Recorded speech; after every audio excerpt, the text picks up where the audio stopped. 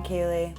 I'm Kirsty. And today we're looking back on some videos that we did a couple of years ago for 16 Days of Action. Will we watch yours first? Yeah, go for it. I found coercive control the hardest thing to actually spot originally. Who your friends are and how you dress, and it doesn't always come in a way of... You don't seem nervous at all. Do you not think so? No. I feel like I can see the fear in my eyes. Stop talking to you. They would do it in a discreet way. They'd potentially stop talking to you, be in a mood with you. I think ultimately... So after this was released, I got a lot of positive comments, I think, of people relating to those feelings, and us doing these videos obviously put the voice to that, like they could just watch that and empathise and feel heard. Yeah, it makes it worth it. I faced parent alienation. To provide a calm stability for them throughout that was really difficult. I found I was a very stubborn... I think, like what I said there about the parent alienation and the effects of that on the family, that's very much still long lasting. Yeah, I think abuse never ends the day that you leave, or it can in some situations, but yeah, it can lead on to post-separation abuse, and a lot of that is surrounds the children. And I think children have quite a lot of delayed reactions in regards to this, so they might have not acted out at the time, but they definitely have felt effects of it afterwards. I think the biggest support was the unity. They introduced me to other women in the same similar situations. The way they're able to literally take away the dark cloud and make you feel supported and make you feel safe was amazing. Came in when we first met in Serenity.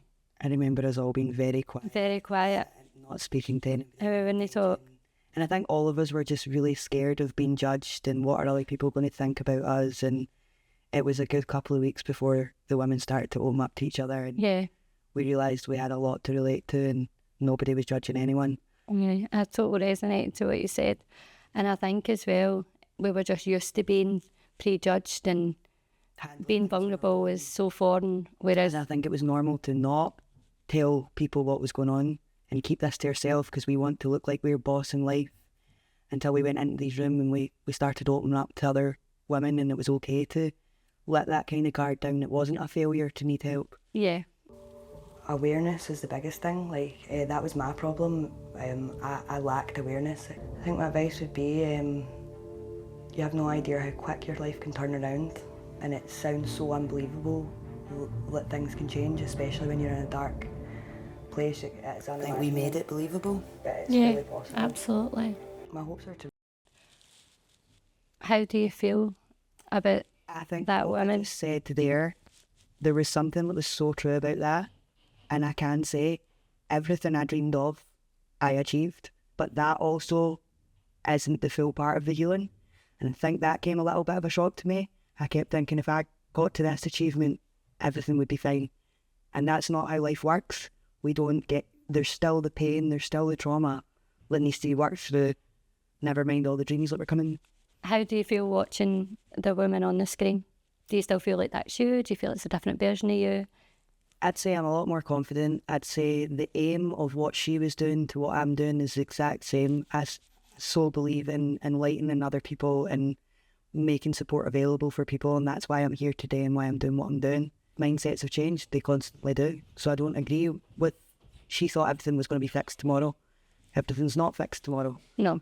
But we are rising up that ladder. Yeah, good for you. I've noticed a total difference in you. What are you proud of yourself for? I'm really proud of my resilience.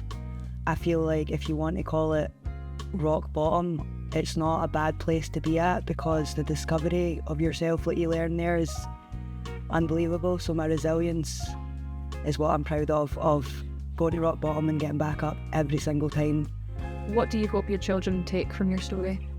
I really hope that they kind of come away from any misogynistic society views. I really just want to raise healthy young men that cope adequately and treat people fairly, and that's the aim. Why do you think it's important to still keep talking about domestic violence and domestic abuse? I think it's really important because I think hindsight is so important, and I just, for me, I see how much I wasn't aware of things, and I'm still going through the motions of that, of some growth, learning more again. And I believe it's really important for people that are in the dark, because I was in the dark. I wasn't aware of situations until learning, and so knowledge is power, and I want to spread that knowledge out to anyone that needs it. What message would you give to someone who's facing domestic abuse? Do you still agree with your words from 2 years ago? Yeah, I think growth isn't linear. It's not an uphill thing. It's up, down, every direction. And you really need to accept that, because if you think it's just going to be improvement, that's unrealistic. There's steps back as you step forward. I just really want people to know that, like, this is your life. Like, you get to make the decisions on it. You don't need to sit and feel unhappy, unsatisfied. Like, we can make changes, and that is realistic. You are allowed to sit in a position where you're happy with your life. You don't need to stay stuck where you're unhappy.